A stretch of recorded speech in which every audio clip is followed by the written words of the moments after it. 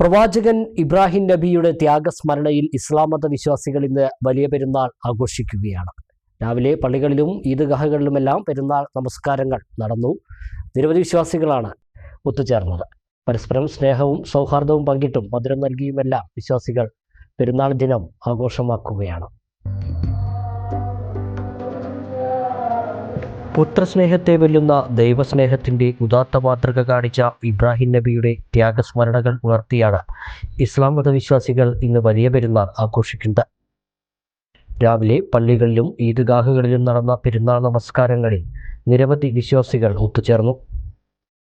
സ്വന്തം മകനെ ബലി നൽകണമെന്ന ദൈവത്തിൻ്റെ ആജ്ഞ അനുസരിച്ച ഇബ്രാഹിം നബിക്ക് സ്വന്തം മകനെ ബലി നൽകുന്നതിന് പകരം ദൈവദൂതൻ ഒരാടിനെ എത്തിച്ചു എന്നാണ് ബലി പെരുന്നാളുമായി ബന്ധപ്പെട്ട ചരിത്രം. ഈ സംഭവത്തിൻ്റെ ഓർമ്മ പുതുക്കി ആടുമാടുകളെ ബലി നൽകി മാംസം വിതരണം ചെയ്യുന്നതും ബലി പെരുന്നാളുമായി ബന്ധപ്പെട്ട പ്രധാന ചടങ്ങാണ്. പരസ്പരം സ്നേഹവും സൗഹാർദ്ദവും പങ്കിട്ടും മധുരം നൽകിയും വീടുകളിൽ വിഭവ സമൃദ്ധമായ ഭക്ഷണമൊരുക്കിയും കുടുംബ സന്ദർശനം നടത്തിയുമെല്ലാം പെരുന്നാൾ ദിനം വിശ്വാസികൾ ആഘോഷമാക്കുന്നു.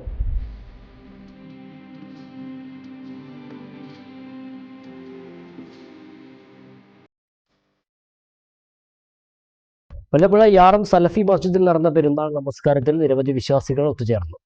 ഹനീഫ വണ്ടൂർ നേതൃത്വം നൽകി. മധുര വിതരണവും ഉണ്ടായി.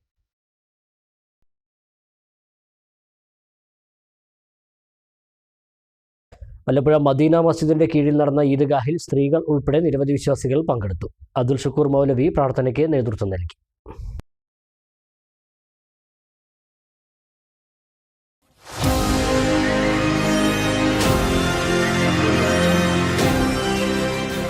കൂടുതൽ വാർത്തകളും വിശേഷങ്ങളും അറിയാൻ പേജ് ലൈക്ക് ചെയ്യൂ.